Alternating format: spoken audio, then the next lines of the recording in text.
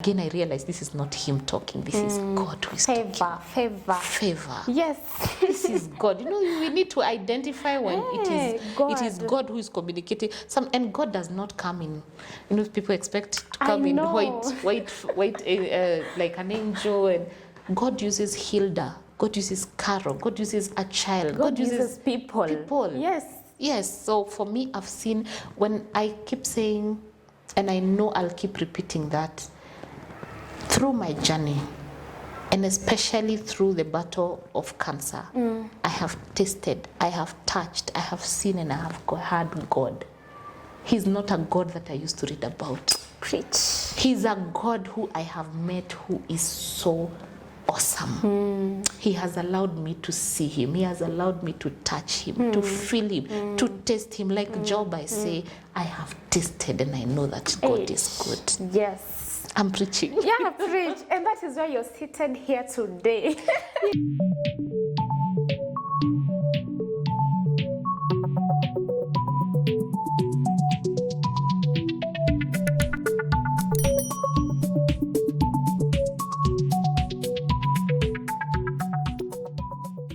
Peace begins with a smile.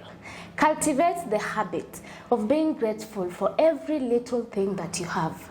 Carolyne Nganga is here today to share her story. She is currently a naturopathic health coach, and she's also the founder and CEO of Health Sister Foundation. She's here today to encourage, inspire, create awareness, and most importantly, to educate. Welcome to Unfold, where we see with a different eye and visualize with a colorful mind. My name is Hildah. Hello. My name is Carolyne Nganga.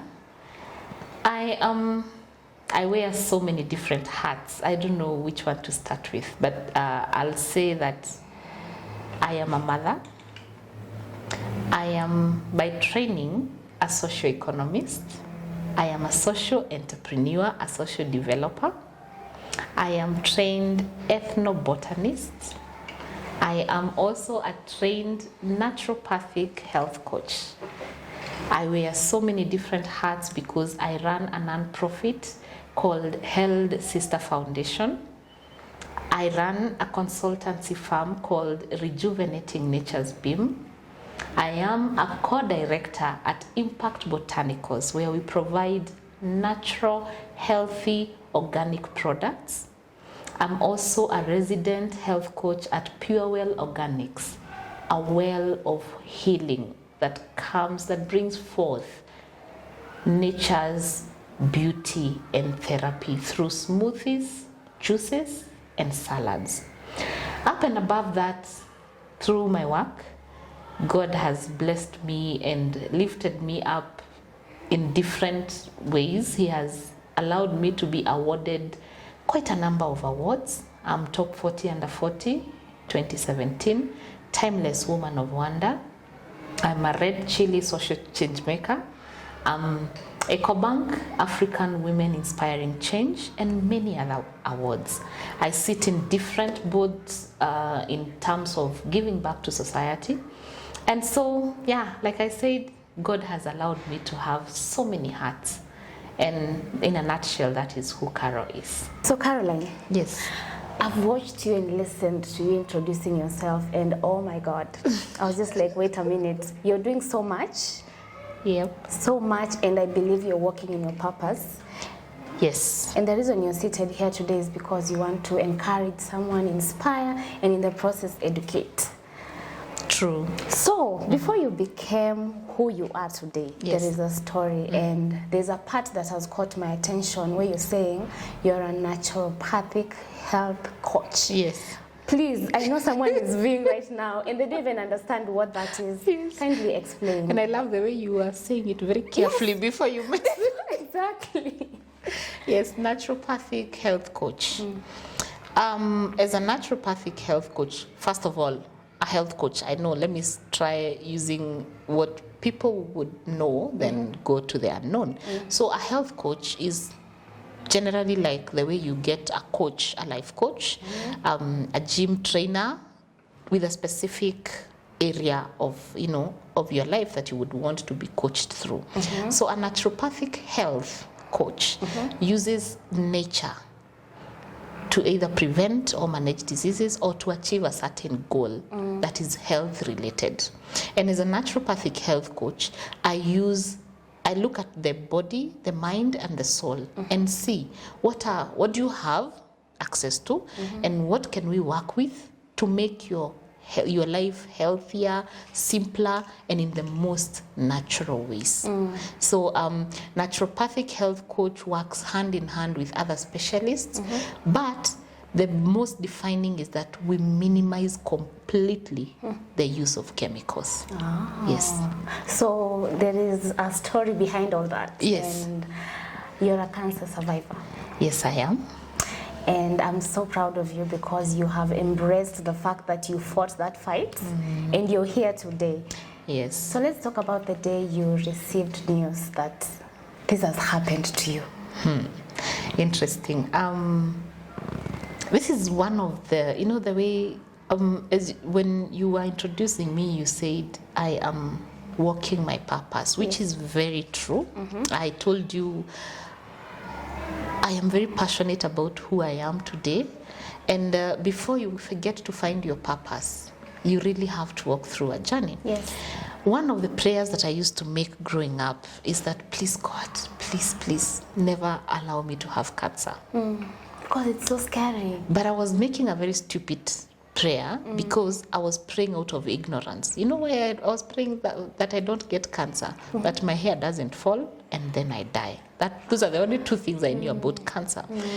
And sometimes the most things that we are afraid of, we create so much in our head that sometimes it's even a lie.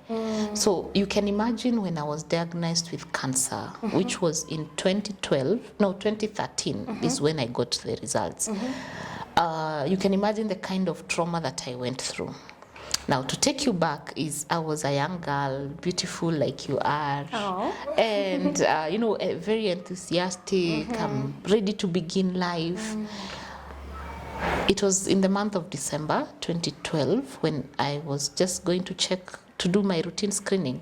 And as a typical Kenyan, I was not going routine screening because it was necessary. I was going because my medical cover was lapsing. And I wanted to utilize until it's over. Yes. So yes, I did my different tests, and the one for cervical cancer came positive, but they never called me up until around 1 month later, when now I was passing by and I decided, let me check my results. And that's when they told me there's these three ladies in white dust coats. When I close my eyes, I still see them. I still see the reception. I see how I gave my name. They went inside, checked. I think, the way they check the file and something. Then their faces changed and they were talking in low tones. Oh my God. And so you're thinking, but I had done different tests. So cancer was not one of them that would have hit my head. Yes. I would have thought maybe I could have diabetes or something. Why? Because my dad has diabetes. But cancer was nowhere near my mind. So I did not get, the first reaction was not shock when I saw them behave like that. It was like, what's wrong with these people? Why are they not very professional? What's their ethic? Finally, one of them came to me and said, Madam, tunaona, kwanza the way she spoke in very low tone, tunaona, ni kama uko na cancer, lakini hatuwezi kuambia.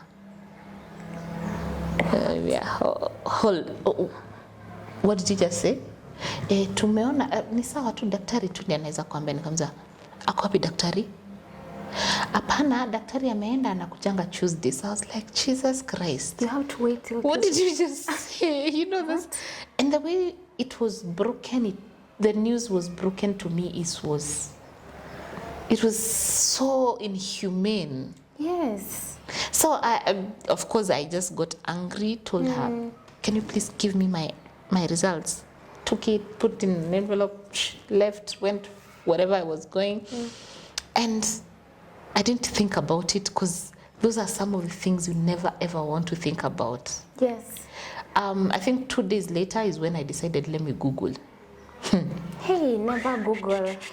Sometimes Google is not your friend. You will die. You will die. You will literally die. Do you know, when I started Googling and when I read all these things, I started bleeding. Like I was not on my periods, but I started bleeding. Like you get shock, you shock, every part of your body gets shocked. Because first of all, the first thing that got my attention was I read that cervical cancer is caused by, they actually had not said it is caused by, they had said it's sexually transmitted. Wow. So the first was like, oh my goodness, what is this? You know?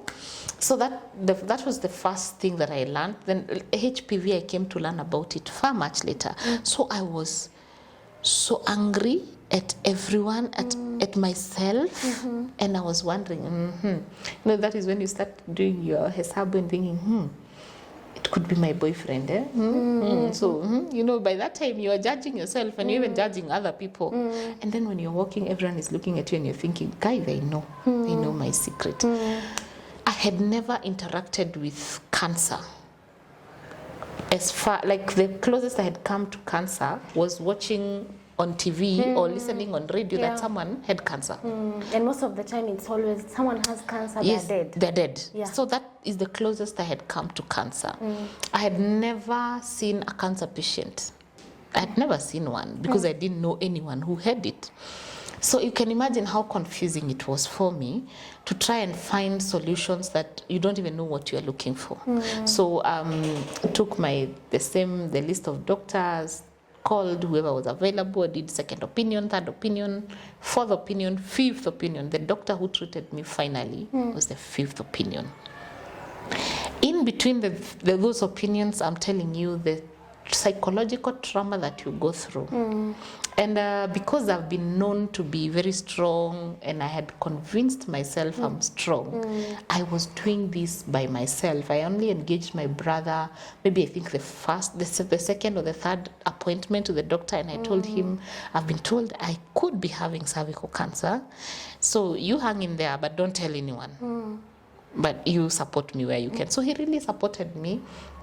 It was in and out of hospital. This hospital, you don't want to believe what. Then something else that really broke my heart is the second doctor that I saw. He was elderly. The one who told me now about HPV. I have to go and do HPV DNA test. And what is HPV? HPV is human papillomavirus. Human papillomavirus is a virus just like the many viruses, and it is transmitted through skin contact. What? Yes, it is transmitted through skin contact. And this virus has so many strains, I think 200 plus. When I talk about strains, is how they have grouped it. So there is number 1, 2, 3, 4, 5, 6. But out of the many strains, only 2, and sometimes they say there's a third one, that causes cervical cancer. So most people have HPV, only they have a strain that is not cervical cancer, that will cause cervical cancer. This HPV can cause genital warts. And the genital warts, we have the painful ones and the ones that are not so painful. This HPV can cause oral cancer, throat cancer. And this HPV, anyone and everyone who've either been sexual, like the one that transmits, that might cause cervical cancer, if you have ever been sexually active, a bigger percentage of us have it. It's only that they don't have the strain that causes cervical cancer. Yes. So let me simplify this. Let's say there's 2 people here. There's Hilda and there's Carol. Then we both get HPV. God forbid you don't need to get it. So this, you might find that Carol got only the 2 that cause cervical cancer. Hilda got the others. So she'll never have cervical cancer, but she might have genital warts, she might have any other, you get? Yes. So these are things I came to learn later. And this is something that I like educating people, because I tell someone, before you point your finger at that person who had cervical cancer, maybe Yes. Maybe you have even carried the other strains of HPV which are worse. Yes. Now, the thing about HPV and why I tell young people you need to be cautious, unlike HIV, which is transmitted through body fluids. I've said HPV is transmitted through skin contact. Yes. You can do oral sex and have HPV. You can have HPV from, there's people who will say they'll use a condom. It will not be able to stop the HPV from being transmitted because it's the skin that is touching. Yes. So the moment you learn about these things, and for now, we don't have a way of testing HPV in men, yet they are the carriers of HPV. Oh, really? Yes. But for women, we can be able to do HPV DNA tests. Ah, okay. So when a man again is busy pointing at a woman, please remember you could have carried the HPV. Yes. It's only that we don't know how to. So these are some of the things that it took me years for me to understand. But before I understood, I had hated myself. I was beating myself. I was hating on all the men, thinking, you must have, torture. Yes, it was so painful. And that is one of the, now going to, my journey was, I was not in any physical pain up until the day I did my surgery. Oh, okay. So my biggest pain was in between finding these answers. I was not getting someone who would explain to me the way I've explained to you, in a language so simple. So the first doctor who did the HPV DNA tests, you can imagine I walked into his office and he was busy writing his own things and reading. He looked up, said hi, went on doing whatever he was doing, looked at my paper and he said, hii msichana hii uterus yako tu tutatoa. Carol. I was like, first of all, you have told me I have cervical cancer. What does my uterus have to do with my cervix? So why are we removing my uterus? 2, mbona tunaitoa? And I was like, hey, daktari, have you checked how old I am? That time I'm 27 and ananiambia casually, hiyo uterus yako tutaitoa. And then when I asked, have you checked how old I am? He said, wacha nikuambie msichana. You know, I'm an only child. Huh? You see, and he's old. He has gray hair and all these things. And I thought maybe he would be a fatherly person, but this time he's telling me, I'm an only child. And you see, like, the other day I removed another uterus. Like he was telling me, don't worry. But the way he said it, it's like we just remove this ring and throw it away. God, I was like, guy, I was traumatized. And you're alone, you don't even know what is happening. I just calmly, somehow God's grace is always sufficient. It told me to ask for my test results. Calmly. And I didn't try to show him like I was shocked. So he told the secretary to bring, I went out of that office. I left that office and I felt like I just wanted to collapse there and just die. I did not know what to do. I did not know where. Like, you have no idea what just happened. And so I just called my brother. I told him, you come pick me.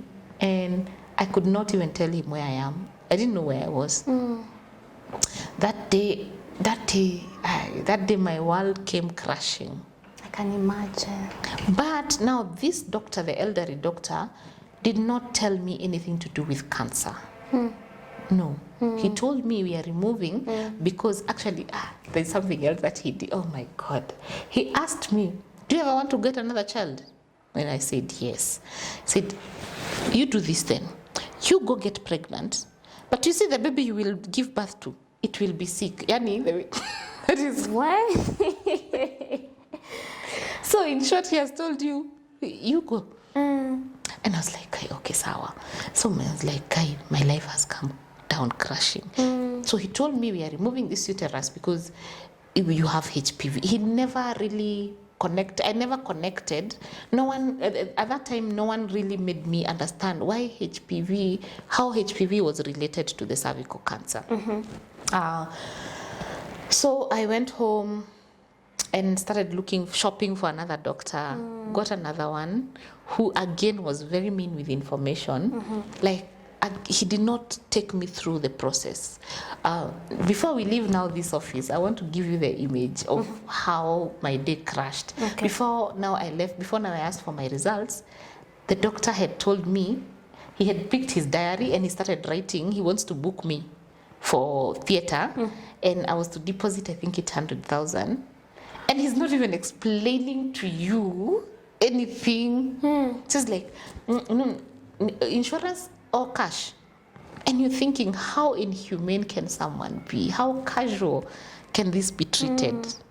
So I understand that some doctors have seen it all. I understand that we have seen it all in different ways in our lives. But it is always good to try and be humane with your words.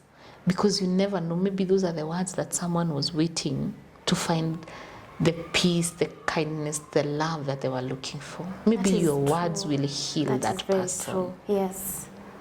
So those are two examples of people who I interacted with when I really desperately needed someone to shed some light on, but they never did. So now God sent me an angel. Because the last doctor now, the one who treated me, for me, I say he was an angel who was sent. He was the most human person I've ever met. First of all, when I went to his office, he was so reassuring. And he told me, Carolyne, you're young and we are going to do this. And he never said you. He was like, we are going to do this. And we are going to do this. He really took time, explained. He's the one who connected for me the dot between HPV, cervix, and the uterus. Because I could not fathom. So we started a journey. I started a journey with him like a month before. And he was, whatever treatment we will pick the best. And I don't think you'll have to go through a very hard time for you to find a solution. Then he kept telling me, Carolyne, you're too young. I'm not going to lose you. Why I say he was my angel is because even when sometimes I'm so crushed, those words, Carolyne, you're too young. I'm not going to lose you. I don't think it's him who said those words. It's the Holy Spirit who spoke to me through him. And he took time, explained to us the side effects of each. At some point, like just before I was to make a decision, at some point, he was human enough and he told me, this is the kind of treatment we are going to do. And these are my colleagues and their names and their contacts. You can do a second or third opinion. Wow. How kind can someone be? Wow. If you don't have to trust my word. If you want this and this, this doctor is able to help you, you can seek a second and third opinion. How human can one be? A day before, I think 2 days before my surgery, because finally I resolved to do surgery, and I had refused. It was not that easy. I had refused to do any treatment. And my mom, in her wisdom, just came and said, hey, daktari anasema nini? Okay, sawa. Hey, kamwambia mimi sijui, daktari anasema sijui nitolewe uterus. Hey, okay, utafanya nini? Mimi sitaki kitu.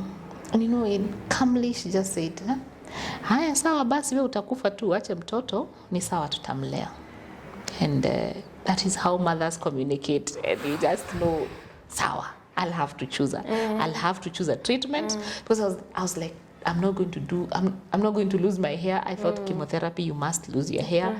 I did not even understand. I'll not lie to you that I even understood what radiotherapy was or chemotherapy, but I was very stubborn. I was like, I'm not doing chemotherapy or radiotherapy. I don't know any other. So I was like, but I didn't have any reason. So, and I keep telling young people, older people, whenever you go to hospital, or you go to a certain office, like for example, Hildah calls you and says, Carol, I would want to take you somewhere. Do you usually just go? No, you ask where, how, with who. We should treat our life like that. We should treat our health like that. When you go to hospital and you're told you need to do, for example, chemotherapy, you need to go to the basic and understand what is chemotherapy. Yes. How does it work? What are the side effects? Yes. Why should I take? Yes. What stage? You know, like I feel sad whenever I'm interacting with cancer patients or families who are taking care of a patient, and someone is knowledgeable, but you ask them, what cancer is your mom ailing from? They'll just tell you colon. Which stage? I don't know. What treatment is she getting? I don't know. What did the doctor said, the doctor said, the doctor said. Would you be open to learn more? Just be open to it, and not just about chemo and radio, whatever. Even these drugs sometimes you're given. Understand. Because even that doctor is human. He or she can confuse. People are even misdiagnosed, you know? I'm one of the living testimonies. I've been misdiagnosed with breast cancer thrice. What? In 2018, I'll tell you about it. So knowledge is power. No, I mean, please, let's stop being lazy and ignorant. Yeah. Because laziness and ignorance is what is killing so many people. Yes. And even the Bible says, my people perish because of lack of knowledge. Yes. So if you want someone to think about, we also have, the same way we have quacks in all areas. We also have doctors who are quacks. So if I come and then I decide to spoil your life, I'll mess up with your life. That is true. So be careful. Be careful. So, that is one of the many lessons I've learned, because I've been working with cancer patients, not once, not twice. Someone, some of our doctors are super tired, the nurses. So, I have 3 women. They're in a certain hospital, then the nurse is bringing the medication for chemo. And then she confuses because the drugs are not the same. But the 3 of them have been saved. Why? Because they know the name of their drug, the amount they administer, and they say, this is not mine. This is not mine. But imagine if you didn't know. I've also had cases of people who've been injected or been given the wrong medication. Yeah. We are all human, but we need to work together. You cannot sit there and say, oh, I'm not going to research about this. Oh, Caro said, oh, doctor said. And because someone is a doctor, it doesn't mean they're perfect. They make mistakes. Yes. Yeah, so people need to be very careful. Very careful. Yes. So now I had said I'm not doing chemo, radio, so my mom has told me I'm going to die and leave my daughter. And on 23rd of March is the day we scheduled for surgery. It was one of the toughest days. On 21st of March, the insurance that had covered me says they are not going to pay. Why? They say it's a pre-existing condition. I'm like, what is that? Then the lady, I called, and it's a lady who received the call and told me, hey, for anyone to go for surgery, that disease must have been old. That is the reason I got. I was like, what do you mean? See, the doctor wrote for you, you guys, you saw. I'm trying to show you some of the challenges that someone goes through silently. You might say, but they have a medical cover. Well, these are some of the challenges that are alive. And that can really and you're told, this is Thursday, you're scheduled for Saturday. And you've been told you're not going to cover. So what do you do? If you're not aggressive enough, you'll give up. Yes. We are seeing it even with NHIF. Ask anyone who's been working with cancer patients. They'll tell you how frustrating it can get for you to be approved for. If you're not aggressive, if you don't know your way, if you're not aggressive enough, because some of the frustrations that we go through is they cause the mental issues that will eventually cause our immunity to go down, that will eventually make our body not receive the treatment properly. And that can lead to depression and anxiety, stress. Yes. You know? Yes. Around that time, you've been given shocking news, the doctor is rushing you, or you have to start treatment, you have no money. And then the insurance or whoever was supposed, they tell you that. So I was told on Thursday. And again, God used my doctor as an angel. Because he told me, Carolyne, if they're not going to pay, I'm going to treat you. When you get well, you will pay me in installments. Wow. So they are there are human beings who are humane out here. Not every doctor is bad, and not every doctor is good. But that is what he told me. I was like, oh, okay. Again, I realized this is not him talking. This is God who is talking. Favor. Yes. This is God. You know, we need to identify when it is God who is communicating. And God does not come in. You know, people expect to come in white, like an angel. And God uses Hildah. God uses Carol. God uses a child. God uses people. Yes. So for me, I've seen, when I keep saying, and I know I'll keep repeating that, through my journey, and especially through the battle of cancer, I have tasted, I have touched, I have seen, and I have heard God. He's not a God that I used to read about. Preach. He's a God who I have met who is so awesome. He has allowed me to see him. He has allowed me to touch him, to feel him, to taste him. Like Job, I say, I have tasted and I know that God is good. Yes. I'm preaching. Yeah, preach. And that is why you're seated here today. Yes, so I've really seen God. So on 23rd of March, I went to theater and we agreed with my doctor. Unfortunately, the cervix is round. Normally, the wound, you know, cancer is like a wound. It's the overgrown cells, and then sometimes they become a wound. That is why some people, when they have different types of cancer, they'll experience bleeding. So there are people. This is a question that I always get: why is that person bleeding? Then you explain in a layman's language. When it's not that time of the month. Yes. Okay. In layman's, I want to simplify this in layman's language that you can understand. So your cervix is, let's say, around like round. So the wound could be any part of the cervix. So when they checked, the doctor told me that the wound was on my one side of the cervix and it had grown up to the walls of the uterus, to the mouth of the uterus. And he told me we could remove the mouth of the uterus, but we are not able to mend properly, or we are not able to do. So we discussed and we agreed. Told him, again, I don't want to be waking up every morning worrying if it has progressed, it has gone to the uterus. So that explains why I chose to do laparoscopy total hysterectomy. What is that? So laparoscopy is that they didn't use, like the doctor didn't come with a knife and rarua me. No, he used some technology, so I'm not scarred. So the scar is very small, it's very minimal. So they use technology to do that. Total hysterectomy, it means that we removed everything. We had to remove the uterus, the fallopian tubes. And that is the female reproductive system? Yes. So they remove the whole of it? Yes.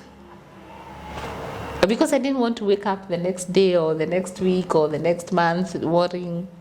Yeah. Is it back? What do I worry? You know, all these things. So, yeah, we removed in layman's language, I only have a vagina. I don't have a cervix, don't have a uterus, don't have a fallopian tube. I thought I don't know, for the longest time I used to think I still have my ovaries. And then around 2018, I got sick and I did the scan and I was like, I don't have my ovaries. Either they disappeared or I don't know. But these are things that happen in this life. So yeah. So that meant that I had to go through menopause. Because now the body is shocked. And at 27, I had to go through menopause. It means hormones would misbehave however they want, because this is not natural. It's unnatural it's a circumstantial menopause. I'm not old, but now I have to stop bleeding. So it means I don't have my periods. And now it means that my life had to take a different angle. Like literally everything had to change. Because even because of those hormonal issues, I have to be very cautious about my weight. I take good care of my body. If I decide to eat all the sugars and all the salts and all the fats of this world, and you give me 2 weeks, after 2 weeks you won't know me. I'll have ballooned. So I really take good care of myself, take good care of my health. And now that we are talking about the life experiences, after surgery, I added, I think, 15 kg, 15 kgs. One, because my mom used to feed me with all the natural, healthy foods and indigenous foods, because I went back to the village to be with my mom and my auntie.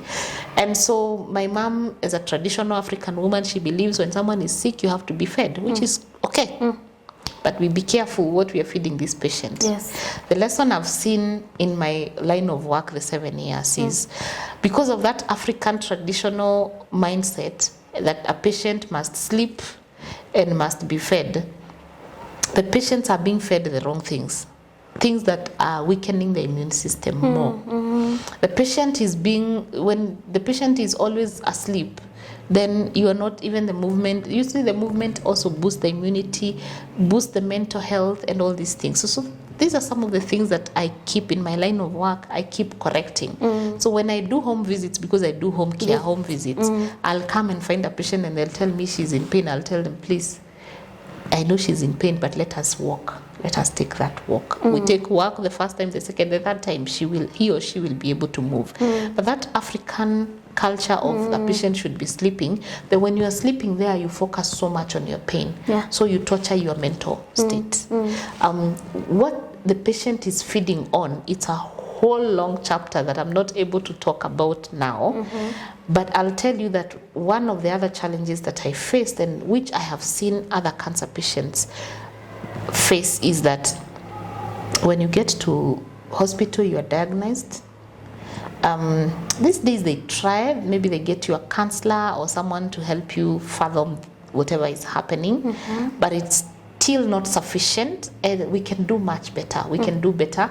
The beauty is now we have more support groups, unlike that time when we didn't have many support groups. Now the challenge comes in if you go into a support group where it's all of you patients. I am a member of quite a number of WhatsApp support groups. Guess what? This, if there is no direction, you might be doing more harm than good. So you were diagnosed, you come and share your story. Someone dies, then the photos are being posted of this one died, tomorrow died. If 5 people die in a row, you start crushing the hopes of those on treatment. If you're on treatment and someone shares their experience, oh, I'm vomiting very bad, it is good, but it needs to be controlled, because it will affect someone. The weaker ones will be affected. And the mental health of a patient is very important. Yes. And the mental health of a caregiver. We always talk about the patient, we forget the caregiver. Yeah.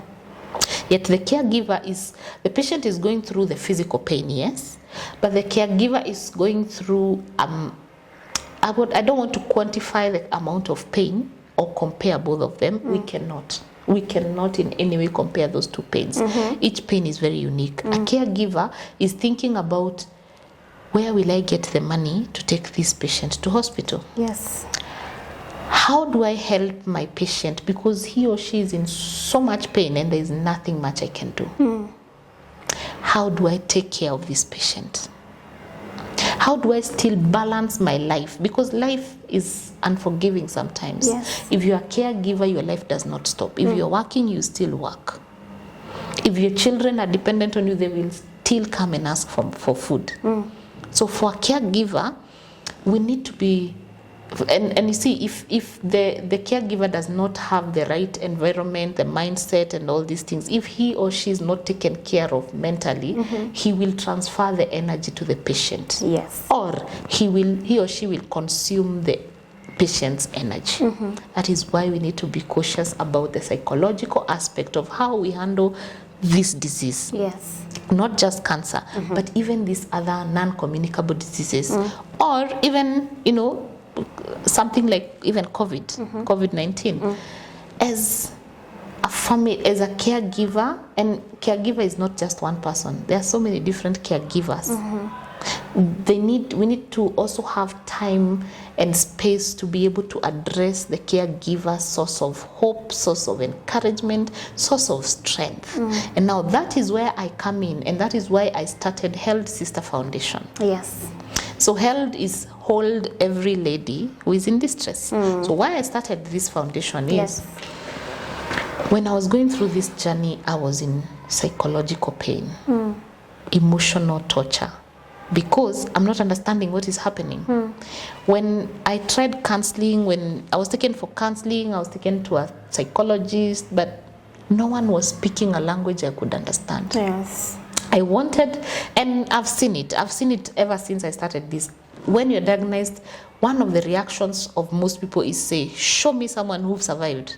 That's usually a very normal statement. Show me someone. Then you are so angry, you're like, show me someone. I also wanted that someone. When I could not find one, I decided to be one. Wow. So today I speak, you come to, when you now held sister, it started by, I wanted to be held. I love hugs. So I wanted to be held. So I said, why not hold someone else? I used to go to Kenyatta and just hug men, women, okay, mostly women. I could go to the male ward, but not so often. And that is when I realized, it just makes a difference just sitting there. Just imagine a stranger just coming to you when you're so crushed and just sitting there, or just hugging you, nothing else. The healing started. I saw this with several, like there's one lady who, her name is Milka. I really admire, I love that lady. She was so sick. She had just come from Nyeri, coming to Nairobi. First of all, someone from Nyeri to Nairobi, you are so confused when you get to Nairobi. That time she was bleeding. She was bleeding. She couldn't use even diapers because the blood was too much. She saw a magazine on the streets and bought, and it had my story. And it had my number. So she said, this magazine, people, how they lie. This beautiful girl, she was sick. So she said, let me call this number. She called and I received. Then she said, she started crying. I asked her, what's up? She told me, I'm in this hospital and I just wanted to believe that you are a real person. I was like, why? I've read your story. I'm like, yeah, I'm a real person. I'll come tomorrow. Went to the hospital, we cried and we cried. And Hildah, crying we really cried. Hey, we cried. And she cried out all her pain. And then I asked her, what is your greatest fear? She told me losing her hair. That time I used to have a short bob. I told her, just your hair. I went to the barber and I shaved clean. And I told her, I will keep hair when yours comes back. And indeed, I did. I got some hair when hers came back. What?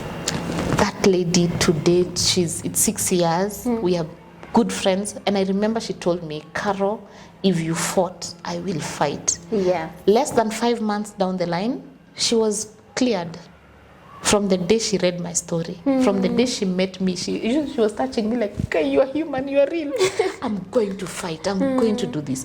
In the process, when she was in the hospital now, she now started inspiring other women.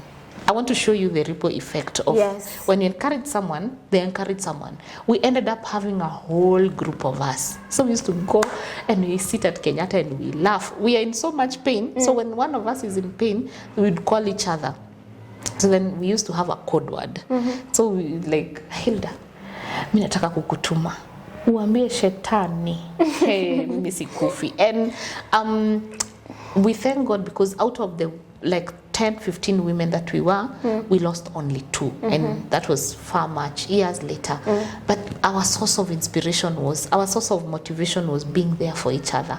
Did we give each other money? No, sometimes I didn't even have transport. They would give me transport so that I can go to Kenyatta and we spend time together. Remember, this time I've quit my job. And now everyone is asking me, you've quit your job to do what? I'm like, I'm going to help women. Where? I don't know. So I started creating awareness. I started just telling, I could do, whenever you see someone even preaching in a matatu, usimdharau. When the calling comes, it does. Hainanga dignity at you, sijui nini. I could go anywhere. I find a woman, wait, have you have you checked for cervical cancer? Do you know what cervical cancer is? That is how that's how passionate I still am.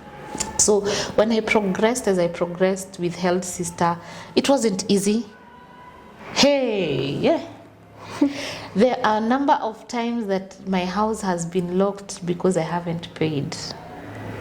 There were enough times. The number of times that I was supposed to go and see a patient and I have no transport.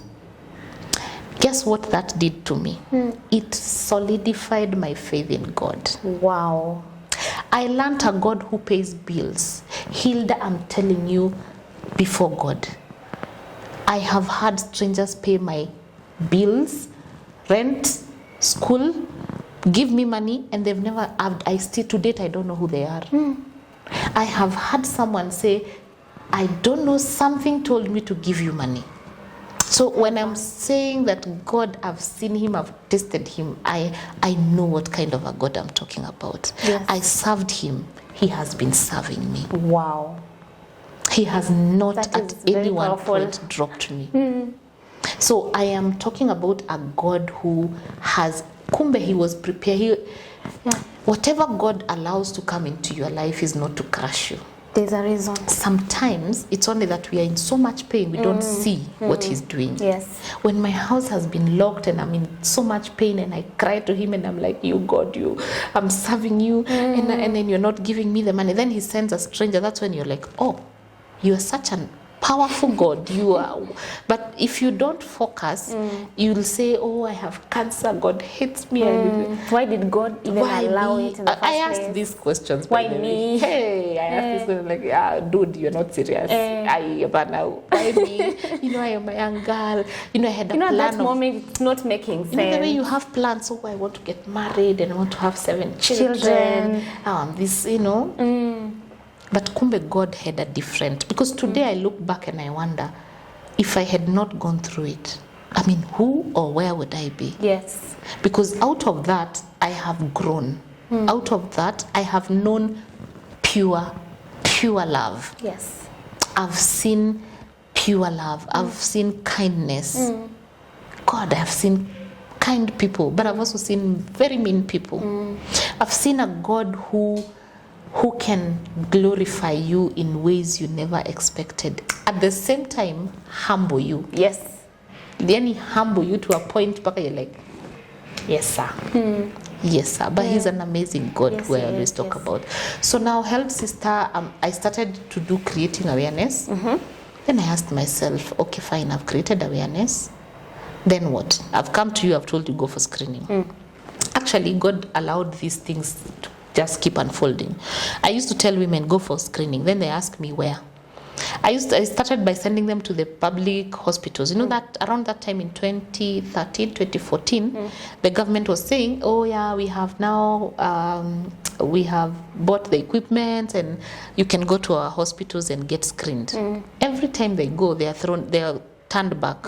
Some of them used to be told, so you go to a hospital and you say, I want to be screened for cervical cancer. There's, nani amekwambia ni mgonjwa, rudi nyumbani, such things. So they pushed me to want to have a solution. One day, this same God, one day I'm walking in Thika town. Then I'm like, how do I help these women? Then I saw a hospital I had never seen. And I walked in. I'm the bold type. Walked in. Like, excuse me, who is the boss here? So I was taken to Dr. Kamau at Family Health Options. Then I told him, Daktari, you need to help me. I have so many women who want to be screened, but I don't know what to start. I don't know where to start. Then he started smiling. Guess what? They had just been funded to do a similar thing. They didn't know where to start. God sent me to connect the dots so that we can start this. Wow. In less than 6 months, we had screened more than 5,000 women. Hey. I'm trying to tell you that Purpose. when you are in line with your purpose, God orders even ravens to bring me to you. Yes. I had never seen that hospital before that day, but this day I decided to walk in. So again, to just show you how when you are in line with your purpose, Around 2014, I was, I'm a bold type. I love fine things, and I know I serve a God who is very rich. So I said, I'm going to launch Held Sister, and I don't do small things. Yes. What did I do? I went to Intercontinental Hotel and walked in and told them, I have an event and I want you to hold it. I want to hold it here. So you at fair sikuwa. Now, where you inaitangwa crazy faith. So I walk in confident. So my name is Carol. I have worked with cancer patients, and I want to give them that time I was dealing with palliative care, and I wanted to give them a touch of a part of life that they had never experienced, because I would work with the village women, the rural women, so they've never been to Intercontinental. I walk in, guess what? God just sent me another angel. And boom, the first function, I did a function worth, I think, $500,000. Did I have the money? What? Now, that day, I'm just showing you how God is amazing. That day we had planned for 150 guests. Only 50 showed up. I cried, Hildah. Hey! I cried. And we lost all that food. I wish now I knew what I know today. We would have taken the food to the street children or something. So I cried. But out of the 50, God taught me something. I remember when I was crying and I told my mom, oh, mommy, oh, imagine. I always cry to my mom. Then she listened and told me, Carol, who tells you that was your event? Maybe it was someone else's. It just hit me that 2 days before the event, a team came to me and told me, we have a young girl who is 24 years, and we hear you help cancer patients. And she has, I think, throat or thyroid. It had to do with the throat or something. And she needs help. So I tell her, I don't have much to help you. I'm giving you this ticket. Come to my dinner and share your story. You never know who will hear it. So that time, out of the 50 people that God had given me, He gave me quality. That's something else, as we need to learn that God does not give quantity. He gives quality.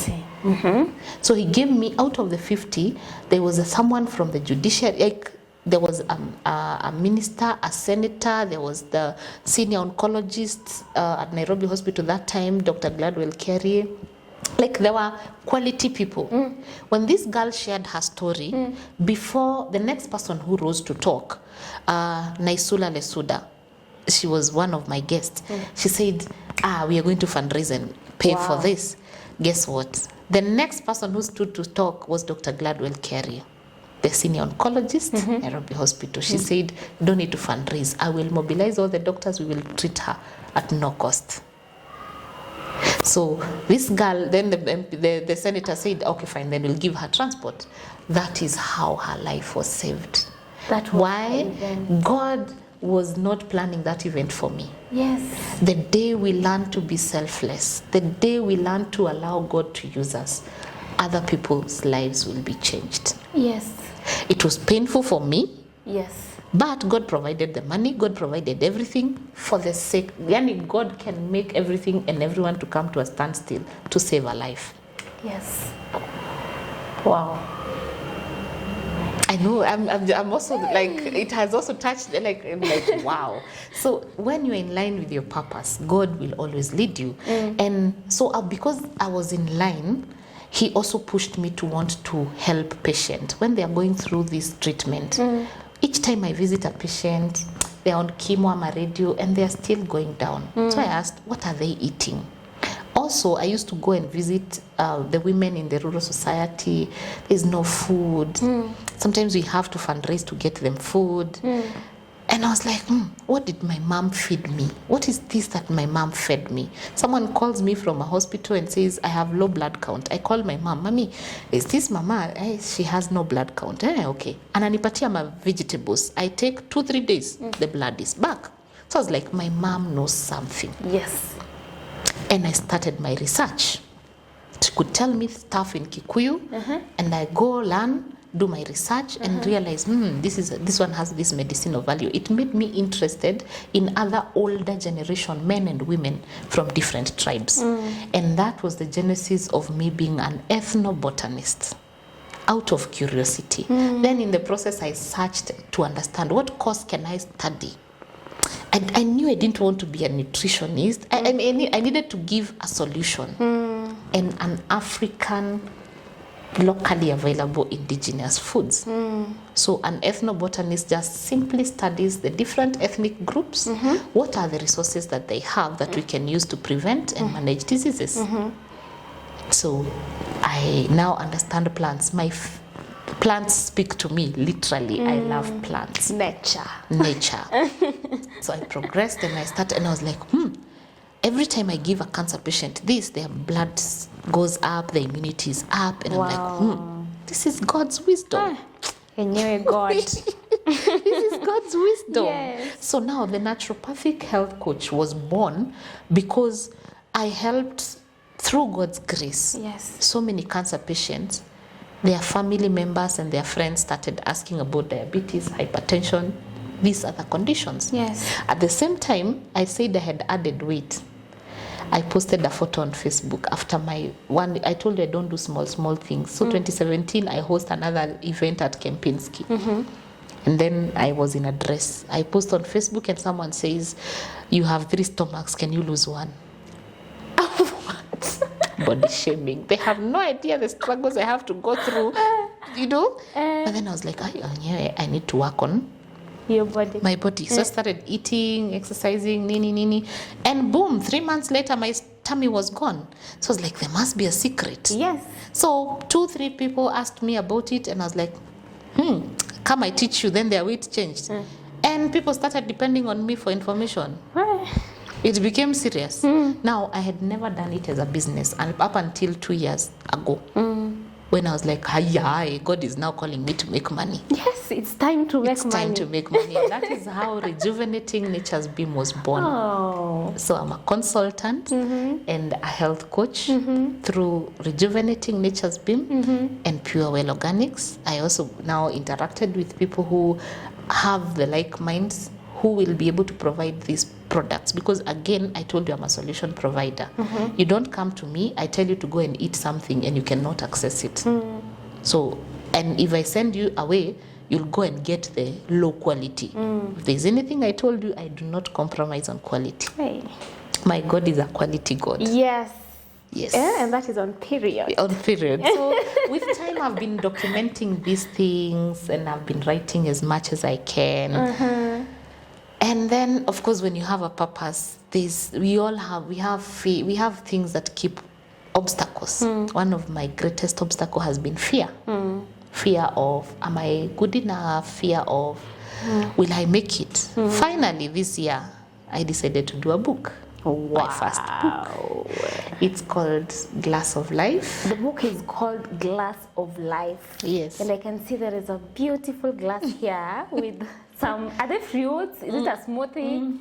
And I can see here you've written, if you wish to own good health, it all starts with the small decisions that you make every minute of your life.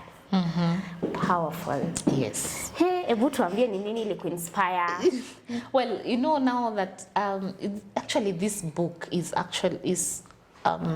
answers to the questions that I've been getting from my audience, from my clients, from my friends and everything. So it's all about simplifying the language, because one of the biggest challenges that I had and that the one that I keep solving is that whenever we talk about health, we either use very tough terminologies, confusing, we think it's too complicated.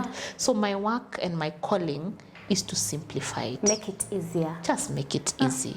Because healing is available, healing is there for us, and nature has a way of just presenting. So this book is all about the therapeutic ability of nature. Yes, so it's not about my story. I've not even focused much about my story. It's about healthy living, juicing, smoothies. Why is it important? Who is a health coach?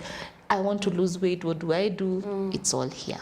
Yes. And if someone wants to get this book, how do they reach you? You can reach me via my phone number, 0711 621563, 0711 621563, and you can reach me on Facebook. They can come to you and you will lead them to me. He will lead them to me, and we'll be able to provide these books very soon. They should be in different outlets. Yes. Having a conversation with you has been so powerful, and I think I will just want to sit here and listen to you the whole day, because when you speak, there is power in how you speak. And I'm so proud of you, Caro. I'm wishing you all the best.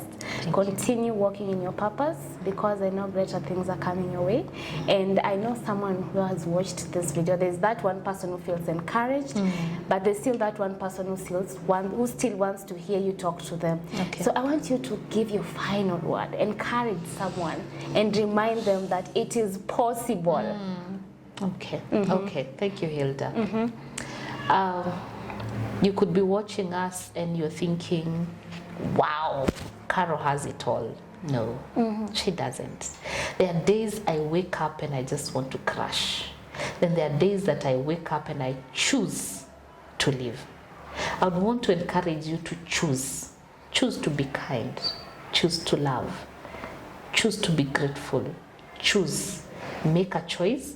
And the universe, your God. It doesn't matter who you call him, Allah, you call him God. It doesn't matter. God is love. If you have him, you're good to go. Be grateful for the little that you have, or even much that you're looking forward to. So be encouraged and keep smiling. That's my mantra. Keep smiling. I would like to close this video by reading a sentence in Carolyne's book that says, the best places to start is by feeding your mind positive thoughts. That is very powerful. Now that was Carolyne for you. She shared her story. I hope you're encouraged. I hope you have learned something, you've picked something, and you've been educated. Now if you want to reach Carolyne, we're going to put her number in our description box. Go and call that number, text that number. She's always available and she's going to help you walk through this life. Now, do you have a story? If you have one, are you willing to share with us? Unfold is here for you. And of course, we definitely need your support. So we have a till number. To support us, go to Lipa na M-PESA, enter till number 5548597, and your support will be highly appreciated. Until next time, bye.